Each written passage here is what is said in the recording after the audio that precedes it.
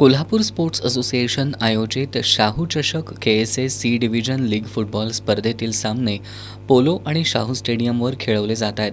आज शाहू स्टेडियमवर मैदानी खेळाचा आखाडा ए संघ आणि शालिनी पॅलेस मित्रमंडळ यांच्यात अंतिम सामना झाला। संपूर्ण वेळेत सामना गोलशून्य बरोबरीत राहिल्यानं सामन्याच्या निकालासाठी टायब्रेकरचा अवलंब करण्यात आला। यात मर्दानी खेळाचा आखाडा संघाकडून निरंजन मगदूम, सिद्धेश हांडे, अथर्व साळोखे आणि स्वप्नील साळोखे यांनी गोल केले, तर प्रतीक मानेचा गोल अडवण्यात आला।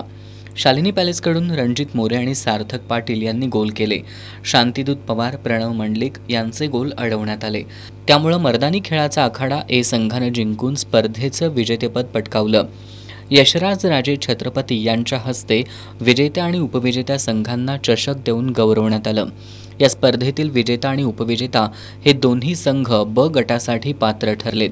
या बक्षीस वितरण प्रसंगी KSAचे जनरल सेक्रेटरी माणिक मंडलिक, जॉईंट सेक्रेटरी अमर सासणे, राजेंद्र दळवी, दीपक घोडके, संभाजीराव मांगोरे पाटील, सामना निरीक्षक प्रदीप साळोखे, राजेंद्र राऊत, मानसिंग बोंद्रे उपस्थित होते।